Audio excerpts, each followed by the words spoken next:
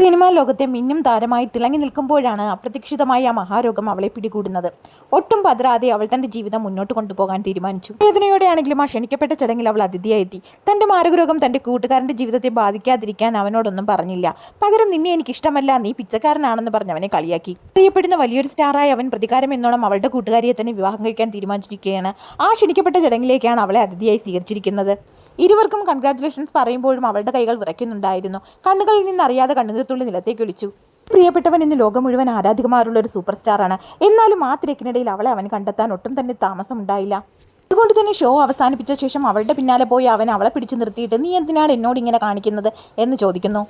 ആഴത്തിൽ കുത്തിയിറങ്ങുന്ന വേദന കടിച്ചു പിടിച്ചിട്ടും അവൾ പറയുകയാണ്, എനിക്കിഷ്ടം ഷുസിയാങ്ങിനെയാണ്. നിമിഷത്തേക്ക് അവനത് വിശ്വസിക്കാൻ പോലും സാധിച്ചില്ല. അവൻ പറയുകയാണ്, എത്ര പെട്ടെന്നാണ് നീ നിന്റെ തനിനിറം പുറത്ത് കാണിച്ചത്. എല്ലാം അവിടെ വെച്ച് അതോടെ അവസാനിപ്പിച്ച് അവൻ അവിടെ നിന്ന് മടങ്ങുമ്പോഴേക്കും അവളുടെ കണ്ണിൽ നിന്നും 1000 കണ്ണുനീർത്തുള്ളികൾ നിലത്തേക്ക് പൊഴിഞ്ഞുകൊണ്ടേയിരുന്നു. ലോകത്തിന്റെ തീവ്രതയിലും ഇരുവരും ഒന്നിച്ച് മനോഹരമായ നിമിഷങ്ങൾ പങ്കിട്ട് ആ സ്ഥലത്തേക്ക് തനിക്കൊന്ന് പോകണമെന്ന് അവൾ തീരുമാനിക്കുന്നു. അവളെ കണ്ട് ഓടിക്കൂടിയ പത്രക്കാരിൽ ഒരാൾ അവളോട് ചോദിച്ചു, മാഡം, താങ്കൾ ഏറ്റവും അധികം മനസ്സിൽ സൂക്ഷിക്കുന്ന ആ നിമിഷം ഏതാണ്?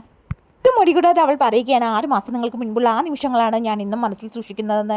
എന്നാൽ ഇതെല്ലാം കാറിലിരുന്ന് കാണുന്ന എക്സ് ബോയ് ഫ്രണ്ടിന്റെ കാമുകി പെട്ടെന്ന് തന്നെ പുറത്തേക്കിറങ്ങി അവളുടെ കരണത്തടിക്കുകയാണ്.